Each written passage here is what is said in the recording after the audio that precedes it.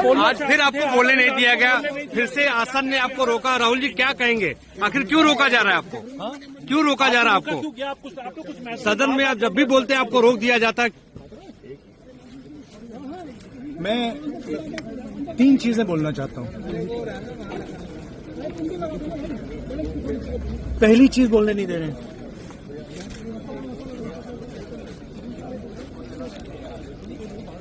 मोदी जी घबराए हुए हैं। आपने देखा जो ट्रेड डील जी, जो ट्रेड डील 4 महीने से रुकी 4 महीने से कुछ बदला नहीं। किसी न किसी कारण, जो मैं जानता हूं नरेंद्र मोदी जानते हैं,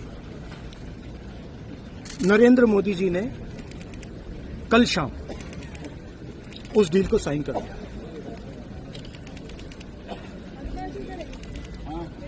नरेंद्र मोदी जी पर प्रेशर है, भयंकर प्रेशर है, और नरेंद्र मोदी जी का जो इमेज का गुब्बारा है, जो हजारों करोड़ रुपए लेकर बनाया गया था, वो फूट सकता है। इशू ये नारावाने की स्टेटमेंट नहीं है जी, ये साइड शो है, और वो भी जानते हैं, मैं भी जानता हूं। मेन बात ये है कि हमारे प्रधानमंत्री को कॉम्प्रोमाइज कर दिया जी। किसने किया है, कैसे किया है, ये हिंदुस्तान की जनता को सोचना है।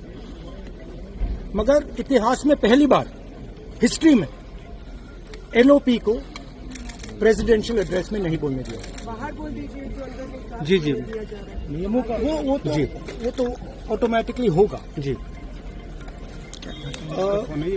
बट ये आप समझिए, और हिंदुस्तान के जो किसान हैं, आप सब समझिए कि इस ट्रेड डील में आपकी मेहनत को, आपके खून पसीने को नरेंद्र मोदी जी ने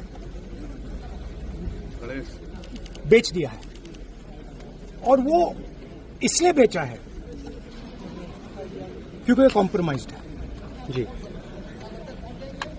सिर्फ आपको नहीं बेचा है, देश को बेचा है। इसलिए मुझे वहां नहीं बोलने देंगे। नरेंद्र मोदी जी डरे हुए हैं, क्योंकि जिन लोगों ने उनकी इमेज बनाई है, वो अब उस इमेज को फोड़ने लगे हैं जी। क्या प्रेशर है? थैंक यू, थैंक यू कह रहे हैं कि प्रेशर दबाव है। क्या दबाव है पीएम के ऊपर जो आपको बोलने नहीं दे रहे? एक अदानी जी पर केस है जी, यूनाइटेड स्टेट्स। वो अदानी जी को टारगेट नहीं कर रहा है, वो नरेंद्र मोदी के फाइनेंशियल स्ट्रक्चर को टारगेट कर रहा है। एक वो है जी। दूसरा है एप्स्टाइन फाइल्स।